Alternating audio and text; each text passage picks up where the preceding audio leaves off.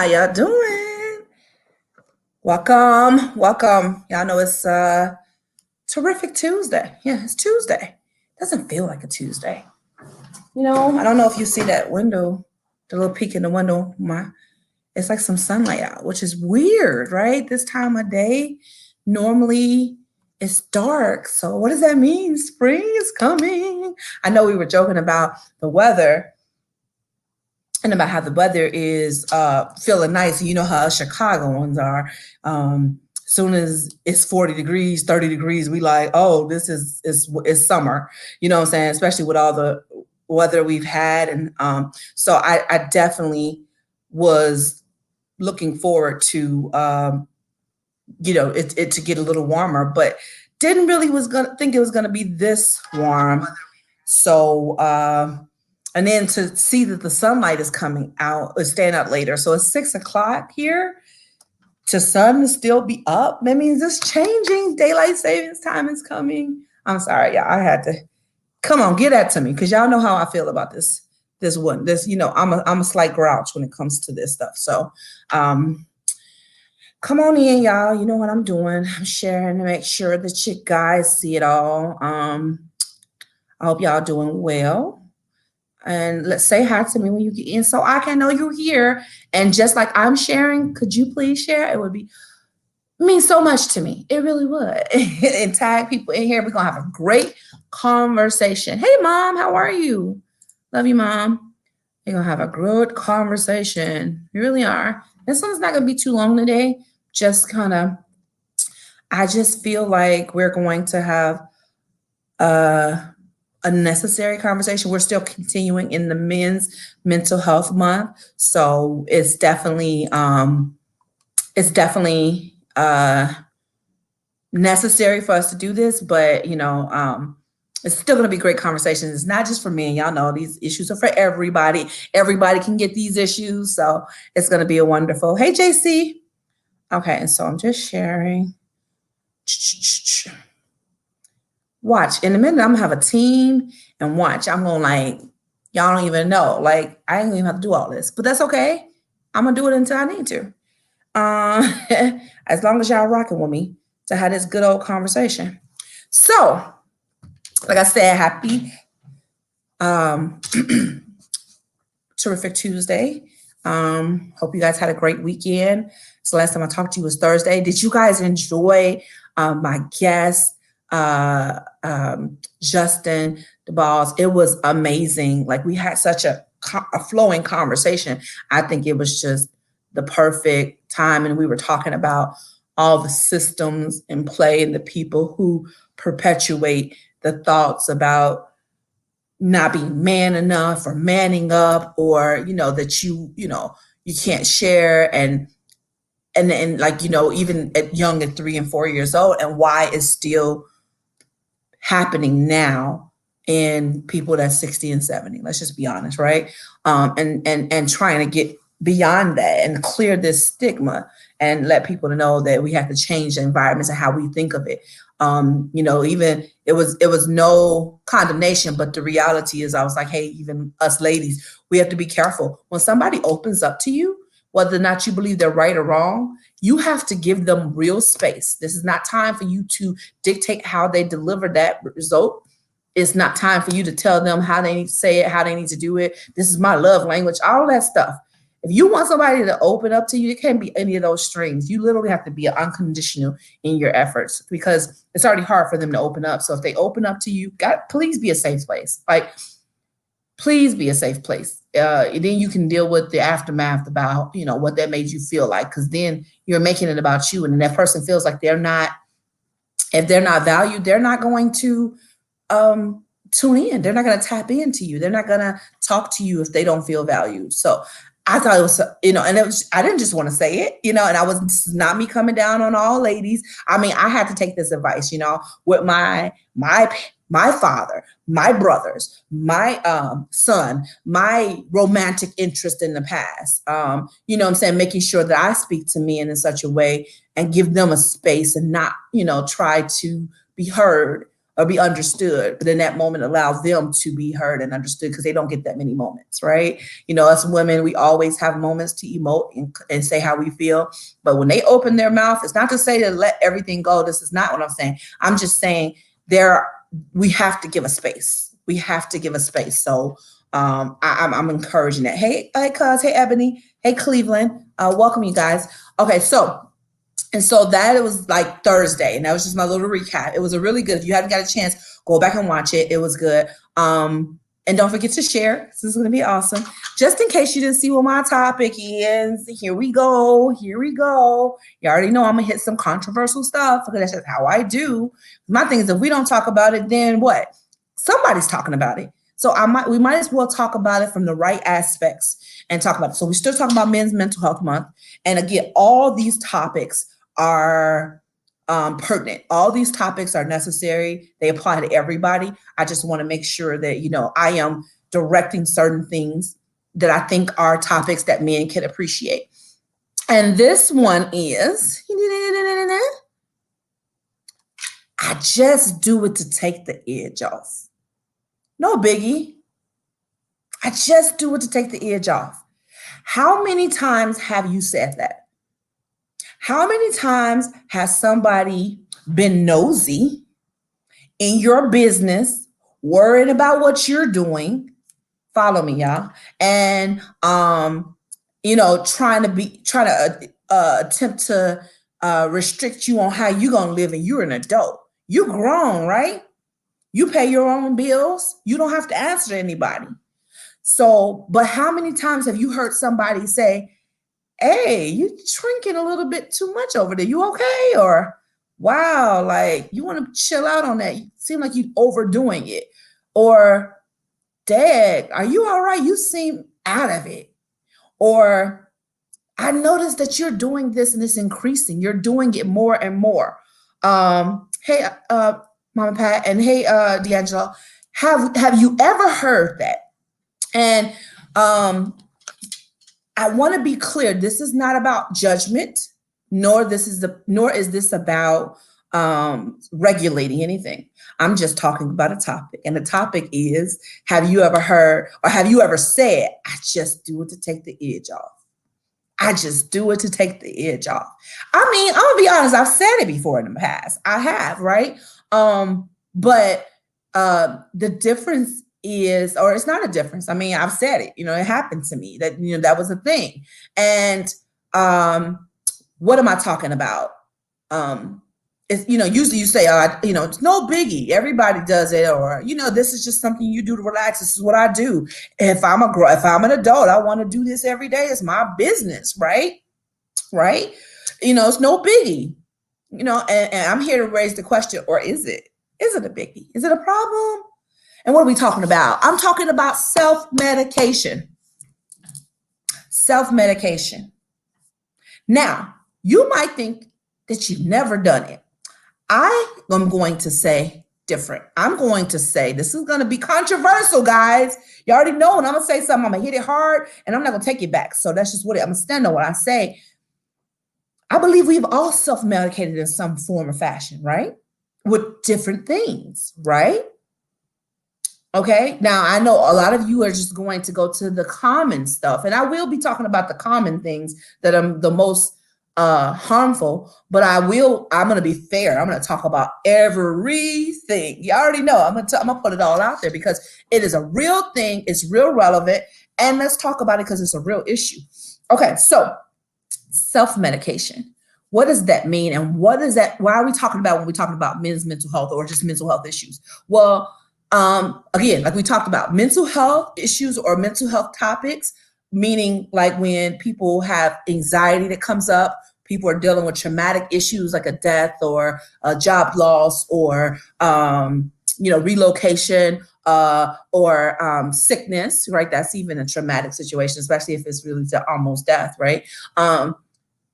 We're talking about depression. Even, some people say, oh, I've never been depressed. I guarantee most people have felt some form of depression. Like I told you, situational depression is the thing where that moment puts you into a moment. It might have been very short-lived, but it's possible. It's definitely there. And so then So depression, anxiety, forms of PTSD, paranoia, all these different things. Those are actual, like, real life, everybody deals with in some form or fashion, a form of that. OCD, all those things are real, right? That's not mental illness, right? Mental illness are usually disorders and things that can be diagnosed. And sometimes people don't want to talk about stuff because they think that, oh, you're trying to say I should be diagnosed with something. Let's not be scared of those terms. It's nothing wrong with it, even if you are. It's just trying to explain something. Because if we say a thing is a thing, well, no.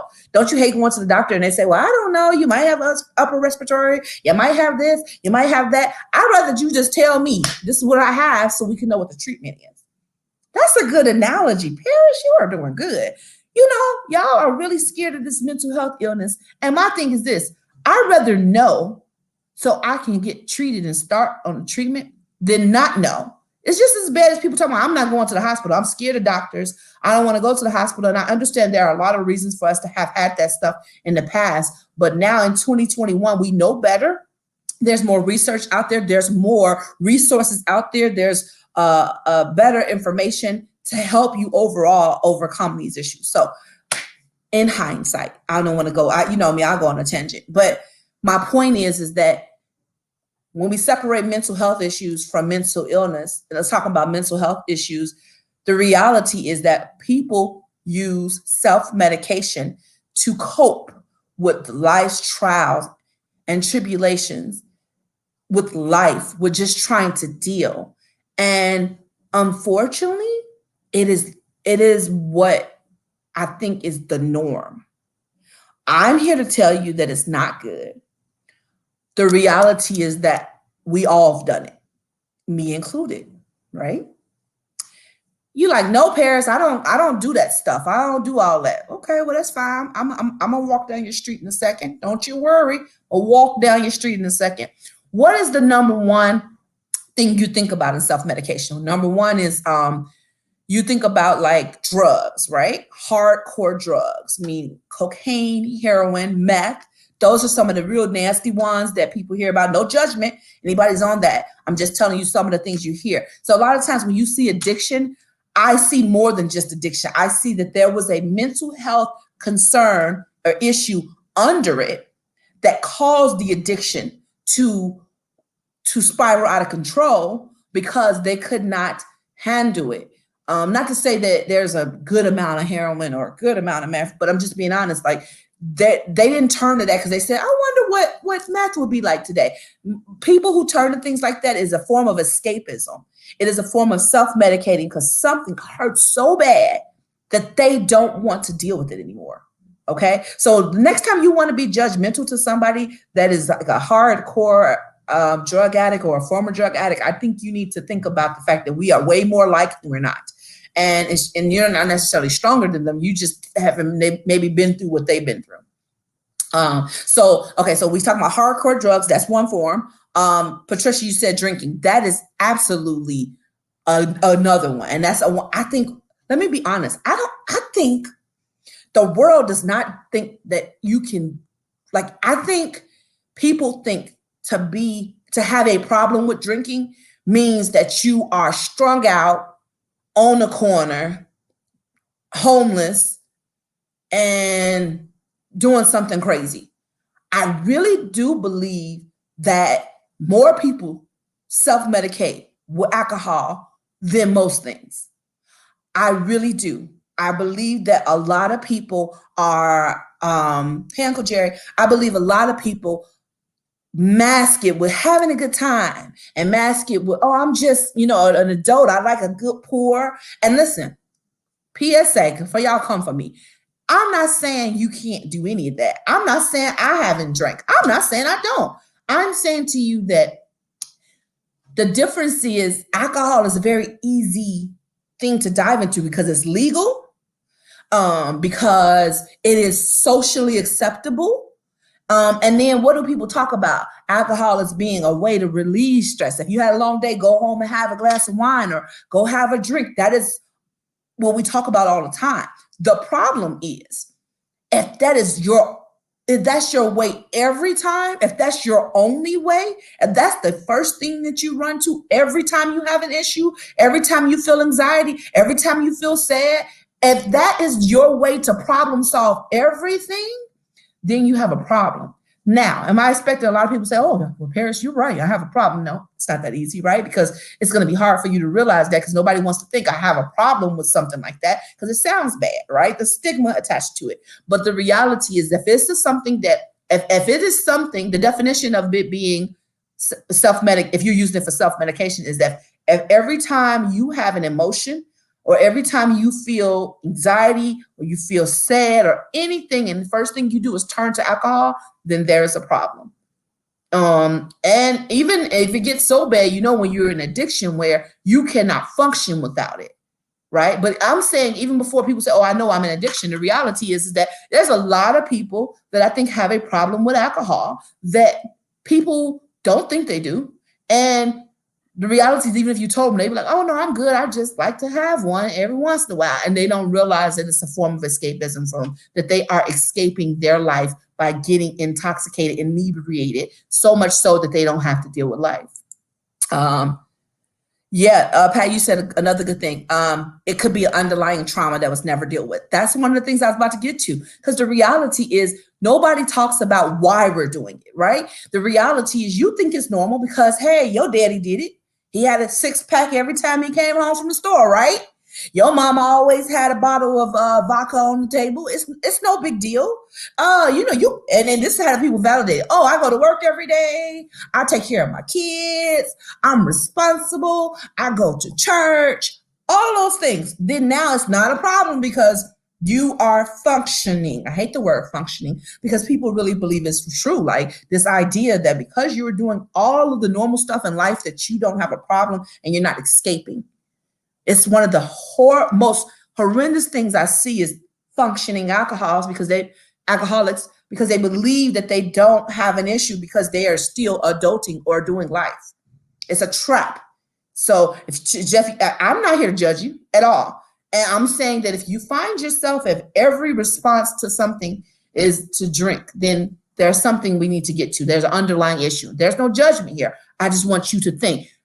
Us talking about self-medication is not to judge, it's to say, hey, maybe I'm doing that unknowingly.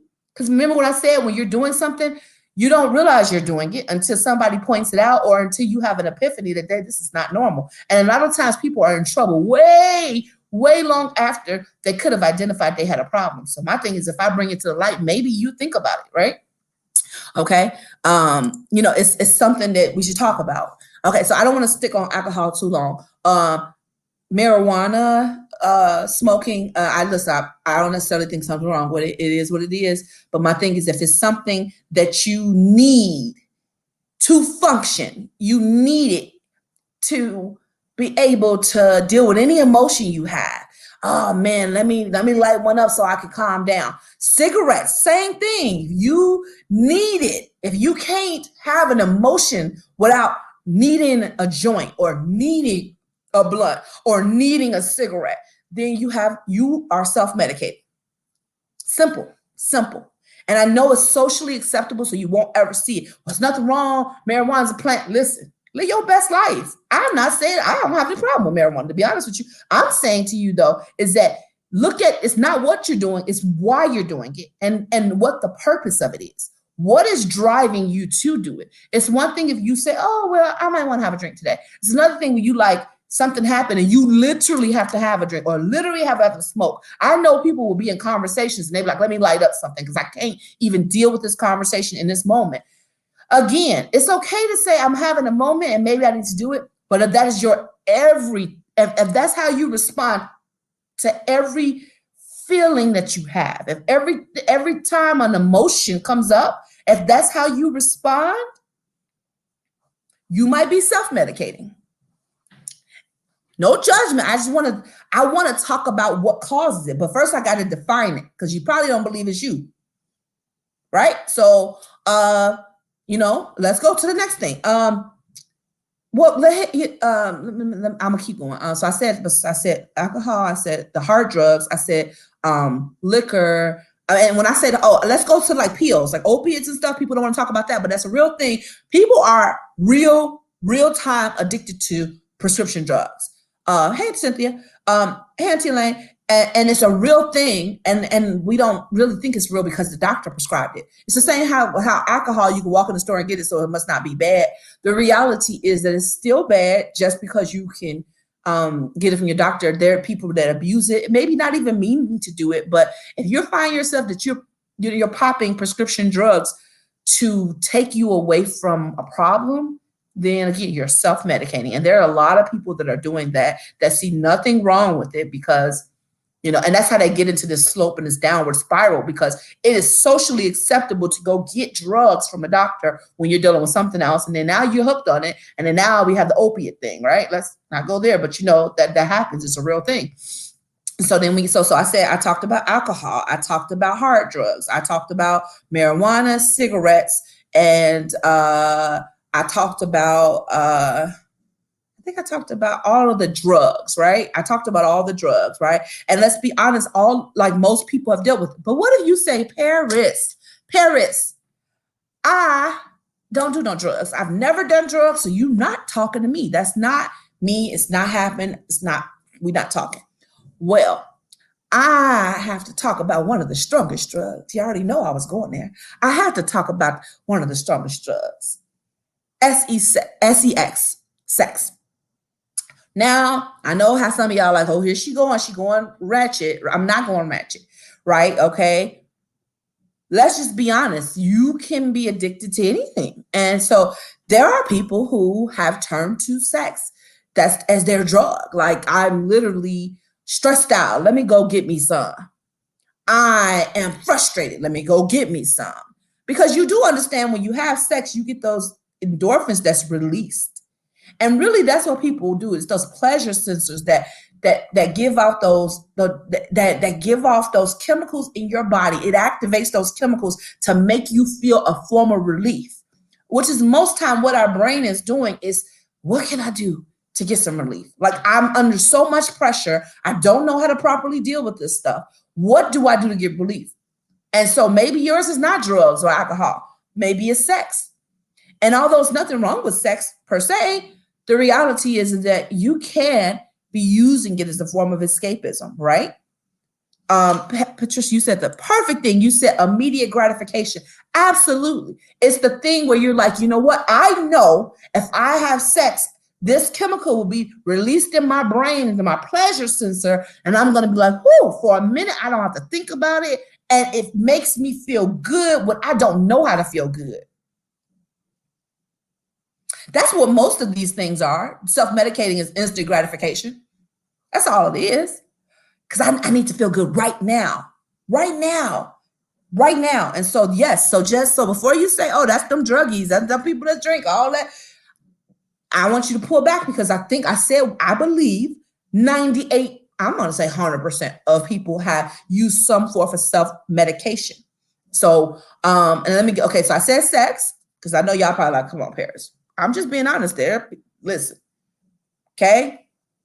I'm going to tell on me in a minute. Don't worry about it. I always tell on me. I got to keep it real, so I will. And the other part of it is, which I'm not going to talk about, is food.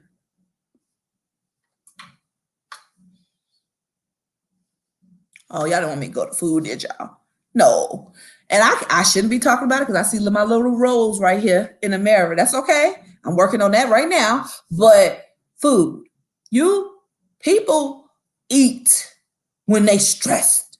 People eat when they are tired. People eat when they are frustrated. People eat when they are happy. I mean, the whole emotional spectrum. People are eating. And I know you're saying, well, Paris, you're taking it too far. I love to eat. I'm a foodie. Ain't nothing wrong with eating. I don't do nothing to nobody. I just eat. It's no problem. I'm not saying food is wrong. Come on. Hear the basic thing. It's not about the food. It's about what's driving it. It's called emotional eating. Let's talk about it. I know it because I do it. So this is no judgment. I know because that's one of my drugs of choice. You heard I said one? I know it. I know it. The reality is people won't be honest about it. I'm gonna be truthful, so I can tell you this is not me pointing fingers. This is let's define a thing. Let's define what self-medication is, right? It's all different forms. So with food, like you said, it comes to a point where, man, when I'm stressed, like when I first bought my house, I was so stressed. I didn't realize I put all the way I lost back on because I was so stressed during the process of the house buying. I was trying to comfort myself. So we would go out to eat. I think I went out to eat like 3 times a week. Do you hear me? It was just ridiculous. Ridiculous. It was ridiculous. But in my mind, the reason why it's so easy to do this is because we tell ourselves we deserve this. We tell ourselves that we stressed out. You had the right to go do this. You work hard. You do this. You do that. Oh, them people at work, they act, crazy with you, and you deserve to, take an edge off. And so, yeah, at least I'm not getting drunk. At least I'm not getting high. Oh, but did you just, buy 2 pizzas and some wings and then now you are literally at this point where you are low-key destroying your temple because you cannot control this impulse.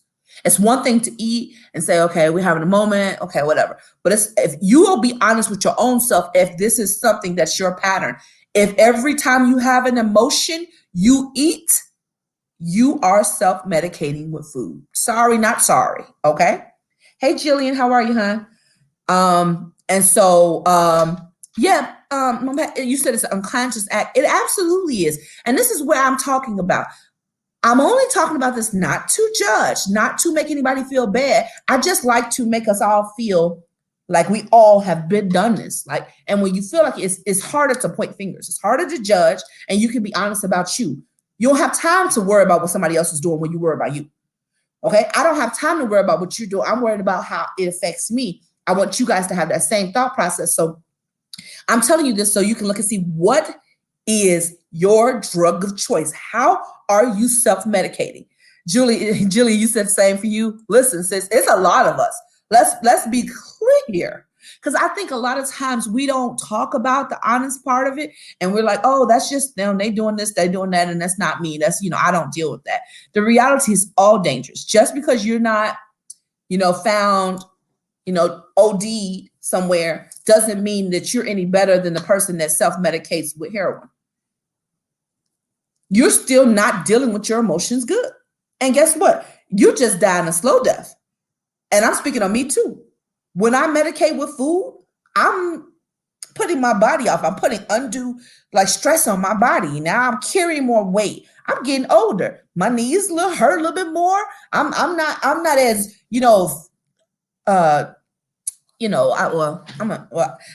you just notice how weight badly affects you, and your diet, how it affects your digestive system, how it makes you feel. You feel sluggish, you feel tired. It's a real thing. It's a real thing. And so it behooves you to be honest about it so you can deal with the underlying issue. You can sit here and say all day, I'm going to stop eating all that bad food. But if you don't get to the root issue under it, baby, you're not going to be successful. I'm telling you that from experience. You will not be successful if you don't get to the root issue under it. Okay.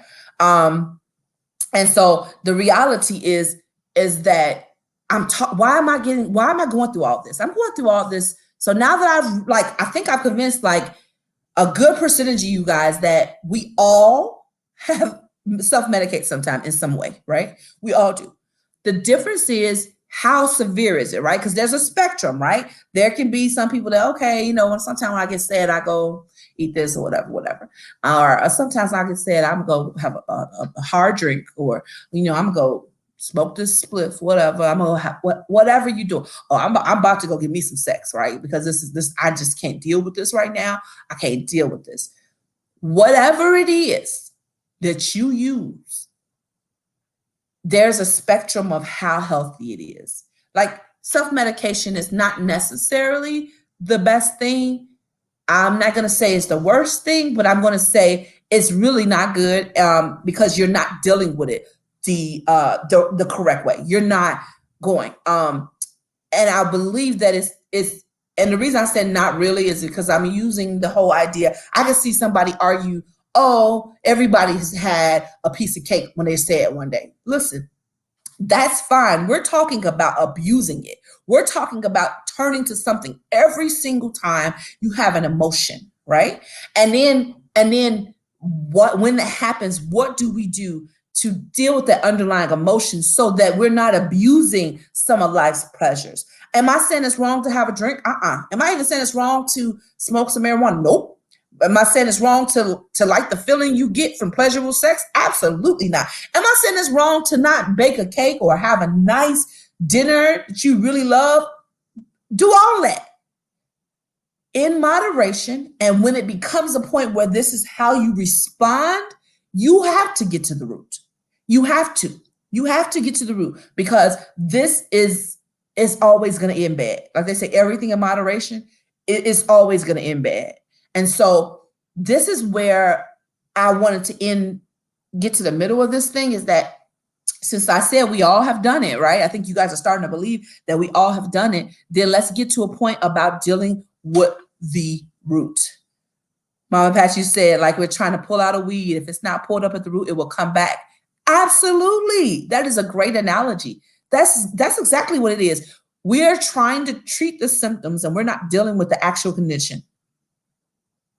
And what do you think is going to happen when you keep doing that? What do you think is going to happen when you keep doing that? Jillian, you said, I would love to discover what my root issue is so I can get better. Listen, and you're not alone. You're not alone. It's not the easiest thing to do. But I think that if you make an active effort to try to do it, then there's going to be some breakthrough. I just believe that. And it might not happen overnight, and I wouldn't expect it to, but I think that it behooves you to start the process. If you don't know where to start the process, y'all know what I'm going to tell you. Therapy is a great place to start. Listen, I'm just saying, if you have insurance, go ahead and get some therapy. And there are a lot of more choices nowadays for free services. And so if anybody is in dire need of something that is, or some alternatives or something, let me know. You can inbox me. I will give you whatever resources I know already. But, I still always think therapy is a good way to help people unpack. Because guess what? Sometimes you can talk to friends, you can talk to family, you can talk to loved ones, but if they don't understand that your drinking's too much, if they don't understand that your eating is too much and it's unhealthy, if they don't get it because they do it themselves, or they say you tripping, this is just what we do, this is normal, this is how we deal. If they don't get any of that, then you need to go to somebody that's unbiased, that's trained, that can help you unpack it. Because guess what? You can be in a toxic environment where everybody's toxic, and nobody's going to encourage you to get help, because they're all self-medicating in their own way. Let me say that again. That's good. I'll give you a good analogy. If I'm walking downtown and everybody's walking to Union Station, we're all in this crowd and we're all going the same direction,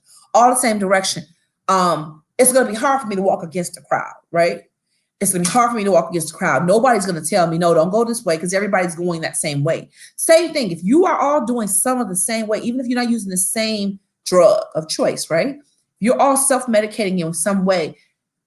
Somebody else that's self-medicating is sick, and it could possibly be sicker than you, will never tell you, oh, that's too much. Unless they're being some people can see your issue, but they can't see their own. That's a whole nother story. But they would really not never tell you what their issue is, because they're not really going to look at their issue. They're going to tell you yours. But most people really won't say nothing, because they're like, hey, this is how you deal with it. Hey, you ain't hurt nobody. You go to work every day. You got kids. And what you don't get is that, remember when I told you your mental health issues, your anxiety, your depression, your paranoia, all the different things that you deal with, it affects you financially, in your relationships. It affects you in your career, in your entrepreneurship. It affects you in your money. It affects you in your parenting. It affects you in how you deal relationally to your family. It affects you in every single area, physically, all of it. You don't think it does. I'm trying to convince y'all it does. My point in saying that is to say, you're thinking it's normal, but what you don't realize is those issues are trickling over to your kids. They're trickling over to how you are looked at work. Some of y'all wonder why y'all never getting that promotion, and you don't even realize it is showing up in how you show up at work.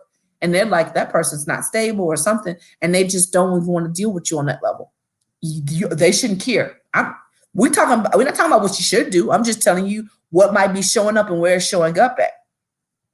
You wonder why you go to interviews and people can't deal with you because sometimes something's coming out that you don't see. You wonder why you have issues with authority. You wonder why that stuff popping out that way. You're thinking, oh, it's no big deal. This is just how I am. I'm passionate. Y'all know we like to use that word passionate. You know what I'm saying? Or I'm just no nonsense. Or I'm just not gonna put up with nobody's crap. And we use those words to make it seem like it's part of our personality and it's normal. When a lot of times these are the ways that our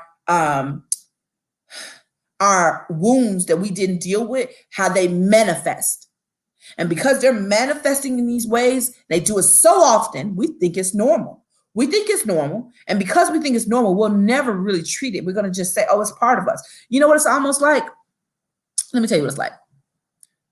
Y'all ever seen people walk around with like really, I don't know, I'm going to try to get the right thing and not be insensitive. Okay. You ever see where somebody walk around and they got like a big, like gaping wound, and you ask them what's wrong with it? I mean, what happened? And they're like, nothing. And they're walking around and they're like surprised. You know, they're trying to minimize that you see it and take the attention away like it's normal, but it's not really normal. And they get to a point where they just they act as though this is just how it is, it's how it's supposed to be. And it's just something they just try to normalize. Same idea.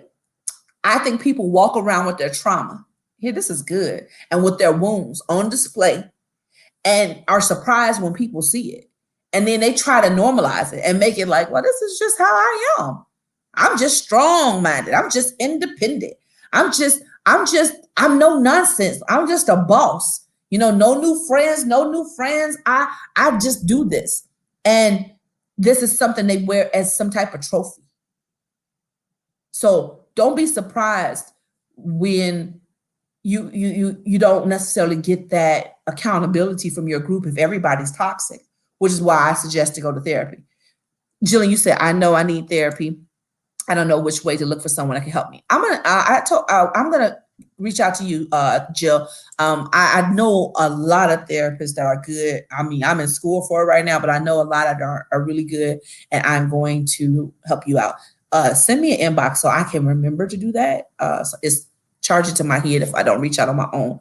Please send me an inbox. I'll make sure I try to give you some direction on that. But I encourage that, and that's brave of you to say because most people won't admit it, right? But so let's get back to it. What are we talking about? We are talking about how self-medication is not good for dealing with your mental health issues. The reality is that you, a lot of times, are making yourself worse. You think that you are whatever you say, Paris, when I do this, I'm not mad anymore afterwards. Or when I do this, I calm down. And when I do this, so what is your problem? I don't have to go to the expensive therapist and tell them my problems and sound whiny. I don't have to do this and that and look like I'm crazy. Why is this a problem? Well, another thing that you don't realize is that most people, when they actually do self-medicate like that, you have to be careful that it's going to make it worse, especially drugs and alcohol. Well, we can say it for everything, to be honest, but especially drugs and alcohol. It legitimately makes it worse. Like, it is known that drinking enhances however you feel. There are stimulants, and I actually have that list. There are stimulants, depressants, and it's another one. And I'm not looking at it right now. But those are the main two things that people self-medicate with, are stimulants and depressants. Oh, I forgot to even say something about caffeine. Did y'all know caffeine is a real drug? And people are real life addicted to caffeine? For real? I'm not going to get on that because I know y'all coffee drinkers are coming at me, but y'all know if you can't go 3 seconds in your life without caffeine. And the reality is, it's not just cute. The reality is, it is a problem. It throws off every chemical in your body. And most times you really end up hurting yourself more. You are throwing your whole vessel off because you are depending on something that was never meant to help you. The excess of it. You're looking at the immediate gratification of feeling better in that moment and not realizing that it is causing you health effects, because all it's doing is temporarily numbing it. And once the numbing effects have worn off, you're going to feel even worse. It's not fixing it. You know what I'm saying? It impacts how you sleep. Oh my God, let's not talk about sleep deprivation. It depletes your energy levels. Okay, how many times you doing that and you just don't realize why you're so tired? It adds to those problems that the base issues are already affecting, but it's adding to it tenfold. And it does a lot of times lower your immune system, making you more likely to get sick. It's a real thing. It's a real thing. So these are not things to play from. We all seen people that have abused it to the hundredth power, and we're like, oh God, they just went too far. The reality is you're not gonna know how far you are until it's too late. This is the point. You're not gonna know how far you are until it's too late. So self-medication is not the way to go. It really is not. And you don't want to get to this downward spiral that certain things that you self-medicate will allow you to do, because again, it's the numbing effects, and you don't realize especially when you get so deep into it, that you're doing it more often, you're doing it regularly. And so now I'm numb I know people who are numb all the time. They literally are taking something at all times of day so they can stay numb, because they don't want to deal with life. This adulting thing is too much for them. They don't want to remember. They don't want to deal with the root. They are really exhausted with the tormenting in their mind. They don't I hear people say, I hate my life. I hate going to this job every day. I hate that I don't have no money. I hate that my kids are disorderly. I hate that I'm in this house and my mother and my father are, whatever. And you're trying to escape. And so then you numb yourself all the time because now you just don't want to feel. So dangerous, because then when you start numbing yourself, guess what you don't realize? Let's give you an analogy. When you're numb, if somebody was to come and stick you in, when you get any type of teeth work done, they stick you with the Novocaine, right? And if you ever had a really good shot or two, because I'm really sensitive, so they'll shoot me, and oh my God, my whole mouth gets numb, even my nose. It was so scary one day because I felt like my eye, he gave me so much, my eye was all numb. It was so crazy. And I remember I could not eat anything they tell you, because you gotta wait, because you'll bite your lip off, you'll bite your tongue off, because that's how numb you are, right? My nose, I couldn't feel the inside of my nose. My eye got lazy. He just gave me too much that day. And so the reality is that's like a good analogy to being numb. You get too much of that in you, what ends up happening is that if somebody was to stick me in my face at that time, I don't feel it. Well, you think, well, that's not a big deal. Yes, it is. Because what if somebody they start sticking me with a little plastic fork? Okay, that's not going to hurt me. That's not going to hurt me that much, right? It hurts a little bit, but don't hurt that much. But then if they get a real fork and start sticking holes in my skin, and what if they start with a knife? And what if, depending on how much I numb myself, let's say I'm numb all the time. I mean, what do y'all think anesthesia is? It numbs your whole body so they can cut up on you, and you don't even know that they're cutting on you. That's the good analogy. You know how many people are like anesthesia numb because they are self-medicating at all times and it's staying in their system? They don't feel nothing. And so what happens? It goes downhill fast because they don't feel it. They're out. They might look alive. Remember I told you about zombies? I tell you all the time, there are a lot of people walking around here dead inside. They really are not feeling, because guess what? This thing called life is hard, and I'd rather just not feel. And so I'm always self-medicating, and I'm always numb. That happens with alcohol. That happens with hardcore drugs, prescription drugs. It happens with everything I named, even food. There are people that eat so much, so often, drinking so much, so often, that they're always numb. And they don't see themselves. Like people say, well, Dad, they really lost themselves. They don't notice that they've spiraled and they lost. They don't. You know why? Because you're numb and you don't realize how far you're going, because you're just trying to get away from the pain. You're just trying to get away from it. Whatever that thing happened to you, whatever traumatic event happened to you, whatever like those feelings are that anxiety that you hate. I know some people that deal with anxiety. I know some men that deal with anxiety, and they will never call it that. Because that sounds womanly. That sounds feminine. And I'm sitting here like, he low-key just had an anxiety attack. But he can't accept that, because to him, the stigma of it is, that's some woman type stuff. And I'm literally watching him deal with that. And I'm trying to talk him through it and get him to calm down. But if his go-to drug in that moment is alcohol, a lot of times he's going to get manic, or he's going to either, calm, chill all the way down and just be out of it, or he's going to get hyped up and then start acting belligerent or something. And he doesn't realize that he's having anxiety issues that can be dealt with much better than how he's dealing with it. But you don't see it as that because this is socially acceptable to just go have a drink. When something's going wrong, my baby mama acting up, so I'm going to have a drink. Like, my kids getting on my nerves, so let me go smoke a blunt. My job is stressing me out. Let me go eat. Every day of this week, I'm going to eat lunch out. I'm eating dinner out. Don't let me get into y'all pockets, because we can talk about Uber Eats and Postmates and how some of y'all is in y'all house during this quarantine and you eating it. Can't nobody see it. And so you don't feel judged. Let's talk about it. I'm not judging. I'm trying to tell you. I told you how much quarantine weight I gained. It was ridiculous. It is ridiculous. I lost my mind, and I wasn't really ordered out. I was just cooking, but I cooked everything. I ate everything. You hear me? But I was dealing with the stress of being in the house, not being able to go out. I felt I had the right to deal with it that way. Now, did I die? No. If that's the worst thing that happened to me, was it the worst thing in the world? Probably not. Did it hurt me? Absolutely. My temple. I'm having my knee hurts, my right knee. I don't know why. I know it's the weight. You know what I'm saying? I'm working on it. It's getting it off. It'll be better. I can get this weight off. That's why it's not as bad. But guess what? I wouldn't be worried about getting this weight off if I dealt with the underlying issue at that time, which was that I was stressed out because of the restrictive nation quarantine. That's it. That's all. And I felt I had a right to it. For real. And nobody would tell me different, because everybody was kind of dealing with a stress that came with the whole quarantine, right?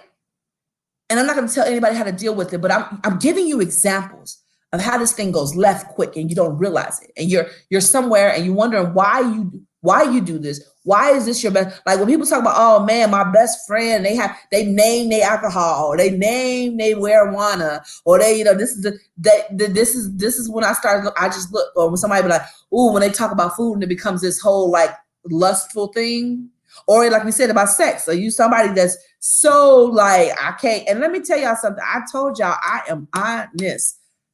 Listen, have I drank too much before when I had an emotional reaction? Yes, I have. Have I used sex to numb that pain before? Absolutely. Have I used food? Absolutely. And still sometimes use the food. So I'm not exempt from it. I'm just telling you, when I started realizing that I do those things, it was like, okay. And mine wasn't that extreme. Not to say I didn't do it, but with food, it definitely is something that's still right here with me, and I work on it. I have to be diligent about it to make sure I don't go there. I wanted to talk about this because I think people do it more than often. And I think the reality is very hard to realize you're in it when you're in it. So let's just talk about it. Like I told y'all, one conversation at a time. Let's talk about it so that we realize that this is something that we all go through. Now, what are we going to do about it? Okay. So I told you some of the things it does. Let's see. It numbs you. I talked about the numbing, and even the stuff that you do when you feel desperate because you don't have those things, right? It becomes a problem. Wow, Patricia, you said something really good. You said it becomes a friend, something that you can rely on. Wow, that's real. And especially when you feel lonely, when that's something you feel, when you feel depressed, like that's a real emotion that it becomes your friend. Whatever that self-medicating drug that you're using, it becomes your friend because you literally don't feel like you could turn anywhere else or you have anything else. So you do go to it. That's so real. And Jillian, you said that food has become your friend, your best friend. Yeah, listen, you couldn't tell me food wasn't my best friend for a long time. And then let me tell y'all what I used to do. And I know, listen, don't nobody attack me for what I'm about to say. This is my truth, and I'm not body shaming nobody. A lot of times, We fall in love with what our downfall is, what our drug is, what the thing that hurts us the most. For me, it was food. So guess what I started doing? I started, like, for me, start saying, oh, you know what? I'm never gonna lose this weight. I shouldn't even bother. Girl, I'm fat how I am. Let me just pump this self-image up right now because I'm not losing this weight. And I ain't trying to be no skinny mini. And I'm not doing this and that. Listen, I love me at this weight and this shape. I always will. I always will. I could gain another 100 pounds. I'm still gonna love me. I'm gonna look in the mirror and say I love it. However, it doesn't have to, like, loving yourself and having good body image does not have to be mutually exclusive with knowing you need to get healthier and that you need to lower your actual weight. We have to be super careful in that. And it's just the same way where, you know, like you see somebody hugging a liquor bottle and we say, oh my God, they just got a problem. Same thing. Please, y'all, same thing. You know, just because you ain't got a turkey and you hugging it, don't mean that you're not hugging the very thing that's making you sick. I'm all for body image. I'm all for loving yourself where you at. Come on, that's the first thing you have to do. Love yourself where you're at. That's necessary and it needs to be done. All I'm saying is don't possibly be embracing the toxic behaviors that's the self-medication is causing your environment in your temple because of whatever the root issue. Don't not deal with the root issue and embrace the bad consequences of your self-medication. Does that make sense? Does that make sense? Because I think we do it. I'm not speaking for everybody, but I see a lot of people do it, and I did it. I used to do it. I'm big, beautiful. I love my curves. I don't never want to be that skinny. I used to body shame skinnier people because I was trying to find a way. Society tells us the only way that we can love ourselves is to be, skinny. And I was rejecting it. And so I was just like, well, how can I find a way? And in my mind, I had to embrace myself this way. And let's be clear, it is good. You need to embrace you at whatever size you are. But if food is your drug and you are dealing with some deep traumatic issues under the food, let me tell you something. You are lying to yourself by not working on being healthier, doing something to get that weight off, and it will cause you adverse effects, whether it's your health, whether it's, getting your energy levels. I'm not asking you, show me somebody that's grossly overweight that doesn't have low energy. Show me, because I know it. Even if I have a lot of energy, I wake up with this energy, but throughout the day, it's not like it used to be because, weight does that to you. It just does. You know what I'm saying? And this is not body shaming anybody. Please don't hear that. Don't hear through the filter of trauma. Hear through the fact that don't allow your drug to hug you and you wear it like it's healthy. Okay? Don't allow that to happen. I'm telling you because I did it for years. And then I woke up and said, you know what? I'm cute and fluffy. I'm cute and plus size. I'm cute and curvy as I am, but I need to get healthy. I'm cute, but I also need to work on this. Hey, she's big and beautiful, but we need to work on this. We need to get healthy. We need to work out. We need to figure out what's under this that's causing us to be addicted to this thing called food and the sedentary lifestyle, all that. But I'm not going to go into that because it gets really deep. It goes really, really, really deep, really. But I'm talking about the self-medication. Wow, it won't let you share, Jody. I don't know why. That's crazy. I hope you can figure it out. I don't know why it wouldn't let you share. But I literally, Jillian, I mean, this is something that I've dealt with and deal with, and it's hard. Listen, Jody, you said, I'd rather have curves than be skinny mini. Absolutely. That's a whole real thing. And the reality of it is you can have a preference. It's just the thing is don't make your whatever your toxic traumatic event that's causing you to have to self-medicate with food. And maybe Jody, you just came on, so maybe watch back, like go back and listen to what we talk about. Well, how sometimes we have whatever our drug of choice is actually masking whatever our real issues are, right? The reality is making sure that we are addressing those things so that we're not caught in a trap, and that we're not like using our dysfunction and wearing it like, oh, this is so great because I'd rather not deal with it. And I'm going to just make it right. I'm going to normalize this dysfunction. This is normal. This is normal for me to, be so numb because of whatever the substance is, and so whatever that is, whether it's drinking, whether it's alcohol, whether it's sex, whether it's, food, we got to start realizing what we're doing. We all self-medicate in some way, but figuring out what it is and to what extreme it is, and just figure it out. And so we can start dealing with the root issue. And we can, hey, nothing's, like I tell people, it's nothing wrong with eating, but I have a problem with overeating. So I have to monitor it. And I'm sure I'll probably have to monitor for the rest of my life. The moment I get lax, I will go back. That's just my drug. You got to figure out whatever your drug is and be honest about it, right? You got to be honest about whatever that is, because it is preventing you from really realizing what your real issue is. And so let's back up a little bit. Oh, hold on, I want to see.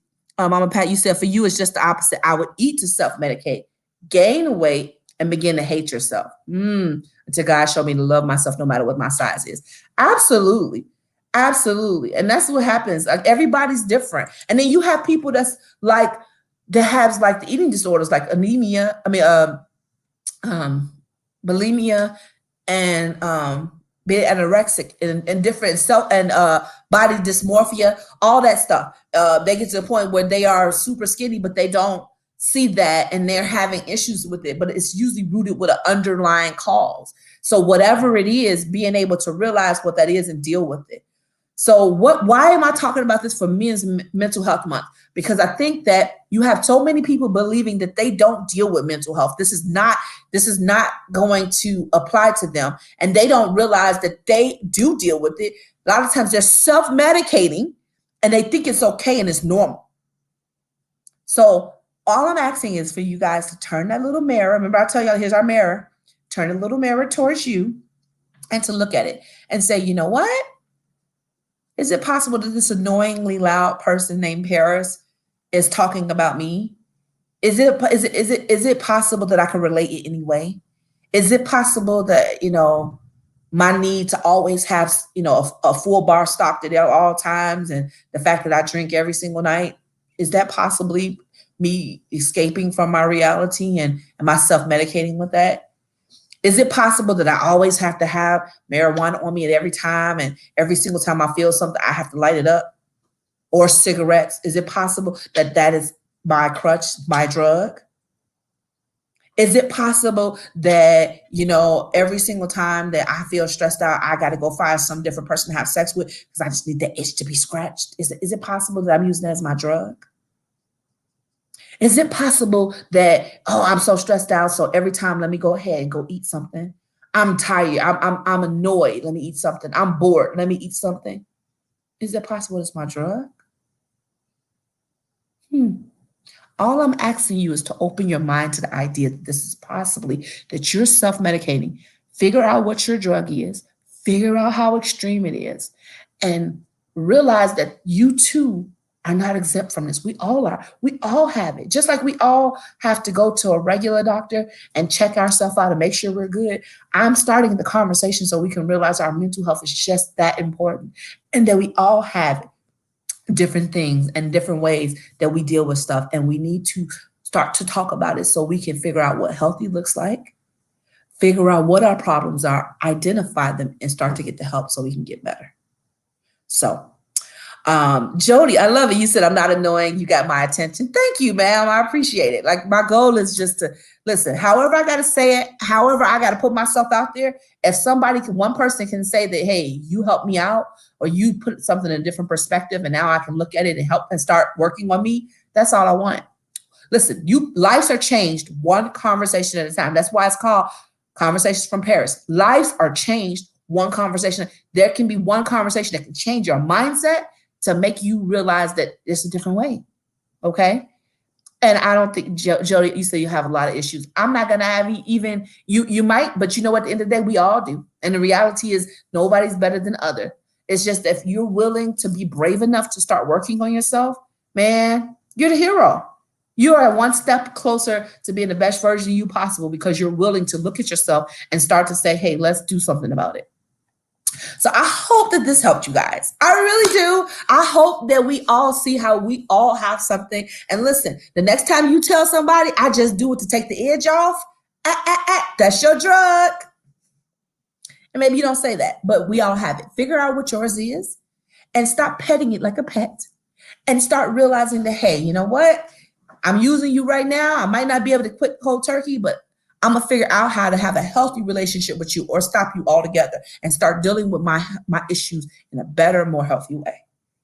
Okay. So I hope that we all got something from this today. Please, if you just came on, please go back and watch the replay. You know, I always post it. Please make sure that, that you tag somebody in it. Please share. You just don't know who can use this type of stuff. I'm not doing it for me. It's not about me. I don't care. I'm saying that when I start realizing these things, I feel like I started on a healing path, and I just want you all to do that as well. So y'all have a good rest of your night. You know, like I'm always say, you are enough. I'm going to say it every single time until you believe it. You know why? Because you are. You're enough to start doing the work, to turn the mirror on yourself, to look at you and realize what it is that's you are possibly self-medicating with. What's your drug? And realizing there's a better way.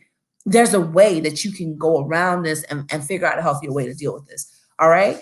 And you guys have a good afternoon. Don't forget to meet me on Thursday at 6 p.m. Central Standard Time.